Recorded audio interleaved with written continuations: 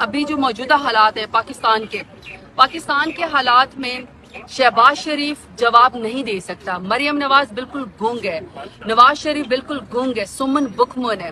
वो पाकिस्तान का दिफा नहीं कर सकते। पाकिस्तान का अगर दिफा कोई कर सकता है तो वो सिर्फ और सिर्फ इमरान खान कर सकता है, क्योंकि वो क्रेडिबल है, वो आवाम का लीडर है। और वो जिस तरीके से ही उन्होंने यूनाइटेड नेशंस में पाकिस्तान के लिए तकरीर की थी, वो उसी को एक दुनिया उन्हीं की तरफ देखती है। तो आज अगर कोई भी पाकिस्तानी है, वो सिर्फ यही बात कर रहा है कि अगर कौमी यकजहती का मुजाहरा करना है तो कौमी यकजहती सिर्फ यही बनती है कि शहबाज शरीफ, नवाज शरीफ, जरदारी सारे चल के जाएं, इमरान खान के पास चल के जाएं, उनको जेल से बाहर निकालें, क्योंकि ये तमाम अलकादर समेत तमाम केसेस जो हैं वो झूठे हैं।